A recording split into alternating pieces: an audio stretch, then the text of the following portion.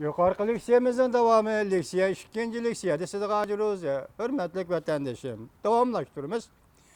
Cungo taraf, Amerika taraf bilen Asiyatdan çok yan rayonida yaxşı süpetlik ilgiri sürüşni, Amerika-Cungo münasibetinin sağlam terakki kılışı haqiqiy kuch qo'shishni xohlaydi. Amerika Qo'shma Shtatlarining davlat ishlar kotibi Jon Kerri mundaq ko'rsatdi. Amerika taraf Cungo taraf bilan o'rtaq tirishchanlik ko'rsatib, Rais Xi Jinpingning Amerikada elib boradigan davlat ishlar ziyaratining g'albalarga erishishini kafolatga qildi. Amerika taraf qudratlik, gullangan Cungoni qo'llaydi. Cungoning texmi taraqqiy qilishini ko'rishni xohlaydi. Amerika taraf Cungo taraf bilan strategik ishonch turg'izishni, balki Osiyo Tinch okean ishlarida yaxshi sifatlik hamkorlikka izlanishni xohlaydi. Amerika taraf Osiyo Tinch okean rayonida Cungo bilan qarshilashishni ko'zlamaydi. Amerika taraf Cungo tarafning Iran yadro qurollari masalasi, Chavshan yadro qurollari masalasi va klimat o'zgarish qatorliq masalalarda muhim aktiv rol o'ynashini madihlaydi. Cungo taraf bilan har qaysi sohalar bo'yicha hamkorlikni cho'nqurlashtirishni xohlaydi. Amerika taraf Cungoning fashizm qarshi urushda Cungoning parlaq to'pa qo'shqanligiga yuqori baho berdi. Amerika taraf Cungoning fashizm qarshi urushda parlaq to'pa qo'shqanligiga yuqori baho berdi, dedi davlat ishlar kotibi Jon Kerri efendim. İki taraf Janubiy dengiz vaziyati to'g'risida o'zaro fikr almashtirdi. Cungoning tashqi ishlar ministri Wang Yi Cungoning maydonini sharhlab, Cungo Sharqiy Janubiy Osiyo davlatlari bilan Janubiy dengiz masalasini bir taraf qiladigan qo'sh liniyalik tafakkur yo'li tiklab, Janubiy dengiz masalasini muhokama qiladigan funksiya qurib chiqdi.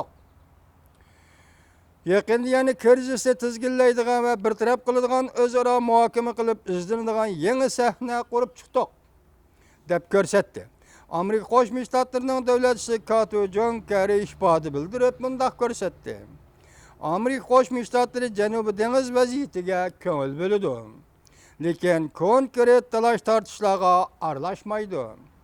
Amerika taraf Cungo tarafning aloqador davlatlar bilan tinchlik suhbati orqali Janubiy dengiz talash tortishini hal qiladigan maydonini qo'llaydi. Diqqat vatandoshim. Amerika Cungo ikki davlatning har qaysi sohalar bo'yicha o'zaro manfaat yetkazish va hamkorlikni degan jumla. Cungo Amerika yangi tipli cho'ng davlat munosabati qurilishi degan jumla. O'rtaqlashib xalqaro jamiyatga aktiv va haqiqiy signal tarqatdi degan jumlalarga diqqat qiling. Vatandoshim, Amerika Cungo munosabatida bir o'zgarish hosil bo'lamdi nima? Amerika Cungo munosabatida bir o'zgarish hosil bo'lamdi nima? Qarshilashib emas, hamkorlashib masala hal qiladigan bir vaziyat Amerika Cungo munosabati ana shunday vaziyat yaratadigan bo'lsa, barliq masalalarning Amerika Cungo o'rtasidagi ixtilof saqlanayotgan masalalarning tinch yo'l bilan hal bo'ladiganligiga ishonchimiz komil. Yuqorqi leksiyani angladinglar vatandoshim, bu leksiyani 2014 yıl 12 ayının 17 günü Cungo'nun Maun Devlet İşler Veziri Wang Yang efendinin Chicago şehirde sözlügen sözünü insanlar gelinle ben bu doğru sizlerlik sözlügen idim. Wang Yang diyen idi ki dünyanın yeni tertibi hazırlık tertibini Amerika Qo'shma Shtatlari kurup çıktı. Cungo dünyanın şu yeni tertibi içinde aktif rol oynashni xohlaydi degan edi.